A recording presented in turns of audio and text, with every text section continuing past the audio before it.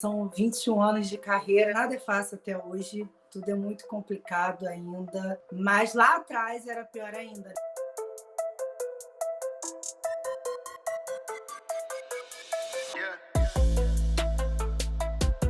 Porque naquela época era muito grupo masculino, né? Eram muitos meninos, eram muitos, né, MCs, mais do que mulheres, fazendo shows, entrando, né, começando. Era Tati, eu, Daisy. A gente não tem meio que essa dimensão assim, eu sou foda e comecei, sabe? Mas naquela época era muito complicado.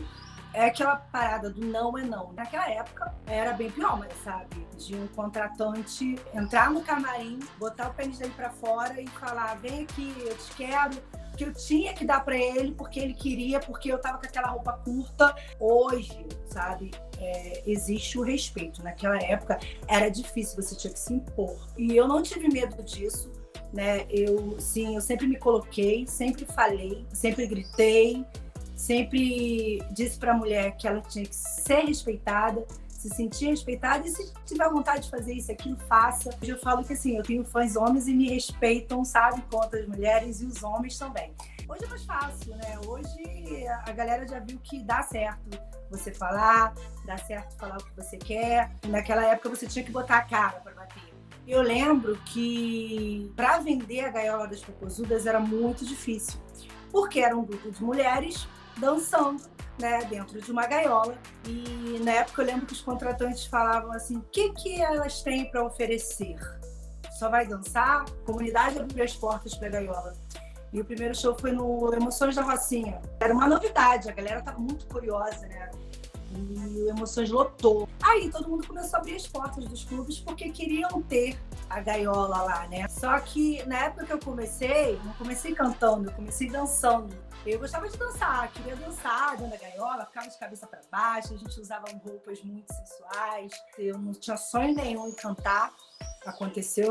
Foi muito difícil, porque para mim, né, eu não gostava de cantar, mas quando eu descobri que eu tinha o poder na minha mão, sabe, de liberdade, de falar o que eu pensava, sabe, de poder levantar a autoestima da mulher, e se quiser dar para quantos, eu vou dar, entendeu? Ninguém tem nada a ver com a minha vida, e muitas tinham vergonha de se declarar quanto a isso. E quando eu vi que eu tinha esse poder de fala, de levantar essa bandeira, eu me realizei também junto delas, sabe? Deus parou e falou: não, você tem um poder de voz, você vai levar a voz para essas mulheres, tem essa missão, porque eu acho que é isso.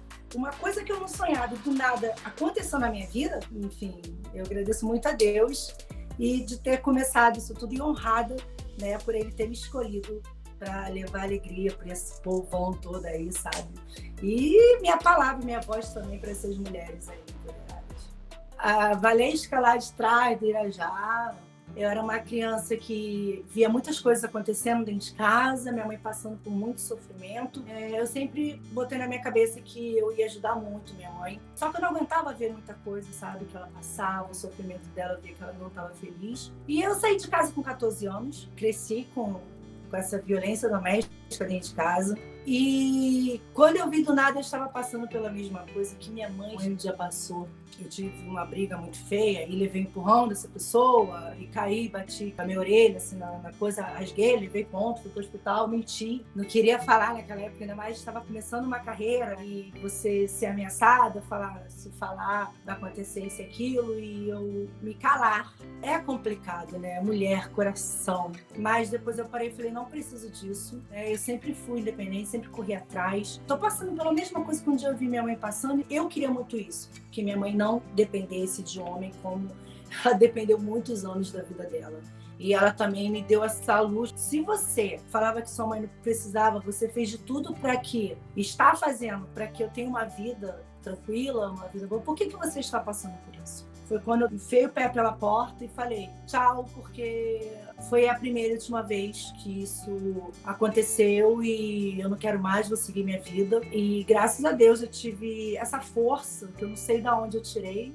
Para se me relacionar hoje é muito difícil, por muito de relacionamento, sabe? Acho que eu fico com essa coisa de que vai acontecer. Os meus últimos namorados Nada teve, porque eu acho que eu me tornei uma mulher tão forte, tão decidida de mim, sabe? Que eu até boto medo neles. E o Pablo, desde criança, ele sabe tudo que a mãe dele já passou, tudo que a avó dele já passou. Então, eu sempre disse para ele que ele sempre prestasse atenção, sempre parasse para pensar antes de tratar mal, sabe, uma mulher. Que mulher tem que tratar com carinho. Eu acho que porque eu tive esse crescimento, minha mãe tinha muita vergonha de falar sobre sexo comigo. Eu sempre fui muito moderna com o Pablo, desde ali de criança. Quando eu comecei na Galo, o Pablo tinha 8 meses. Então, o Pablo cresceu ouvindo as músicas, sabe, de palavrão dentro de casa. Quando eu mesmo posei pelado na Playboy, o Pablo devia ter uns 10 anos. Mas eu me via pelado dentro de casa, sabe? Nunca tive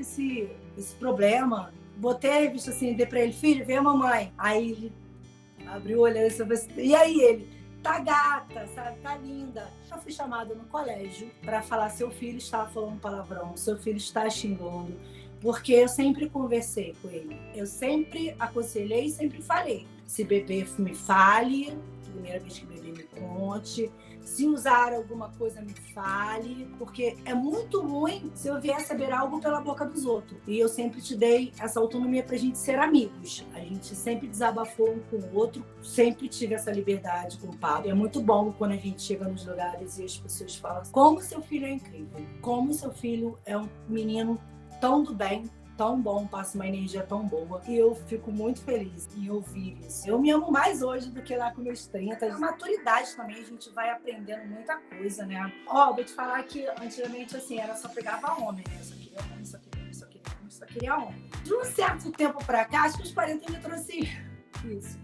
Eu beijo mulher, é anônima, não é conhecida. Tem umas pega aqui e ali, trocamos umas carícias. Essa coisa de liberdade, sabe? Eu quero ser feliz. Então, nunca tive preconceito em beijar uma mulher, porque eu acho que é isso, tem que acontecer. Você tem que bater uma química, tem que ter essa vontade, tem que fluir. E se vem, tá tudo bem, meu amor. Vou mergulhar de cabeça. Tá sendo feliz, beija homem, beija mulher, beija quem você quiser. Quando eu tô com vontade de transar, quando eu tô com vontade de gozar, eu vou, porque eu quero, não porque a pessoa tá com vontade. Eu sempre fui muito de também dar ensino. Lá atrás eu ainda ficava um pouquinho assim, esperava, mas hoje não, de uns tempos pra cá então, meu filho, eu tô perigosa. Então assim, né? Então, assim, se eu tô afim, eu vou, corro atrás, não estou namorando, pego, né? Saiu pegando, passando rodo. Tanto na farofa, beijei homem, beijei Matheus, beijei homem, beijei mulher. Minha filha, eu só sei que eu tava beijando todo mundo. Eu falei, acho que eu beijei mais que a Vitube do que o Álvaro, minha filha. Se ela falou que beijou 40 e pouco, acho que eu beijei 100, porque eu não parei nem pra contar. Assim, eu procuro me relacionar, claro, com pessoas mais perto da minha idade. Mas eu até fiquei lá na farofa quando eu perguntei, menino tinha 19 anos, gente. Falei assim, não. Mas só beijei, tá bom. Não que eu tenha preconceito, gosto de novinho, gosto, entendeu? Tô aí pra tudo. Mas não é uma coisa que eu fico, eu quero isso, eu quero aquilo. Não, às vezes acontece, 23, 24, enfim. Tá tudo bem. Se acontecer, aconteceu, eu deixo fluir. Eu tenho que satisfazer a minha vontade. Bumbum não se pede, bumbum se conquista. Quanto ao meu corpo, eu busco mais hoje pela minha saúde. Às vezes as pessoas ficam, tô fazendo 40. Tô fazendo 42. Gente, eu falo, eu não me importo com idade, nunca menti minha idade. Claro que a gente tem que se cuidar, porque todo mundo vai envelhecer um dia. A gente hoje tem vários tratamentos aí, é claro, com moderação. As pessoas fazem tanta coisa no rosto. Eu acho que a gente tá perdendo a mão, sabe? E eu não queria perder minha identidade. E até quando vale isso? O preço da beleza, porque você tem que estar nos padrões do que as pessoas querem que você esteja. E eu aprendi com uma porrada só. Vou fazer uma hidrolipo no meu joelho, na minha perna. Eu sei que eu quase perdi minha perna do lado, né, direito e ficou tudo preto. Eu tive meio que uma trombose. Eu não queria falar pra ninguém. Eu entrei numa depressão, isso foi em 2015.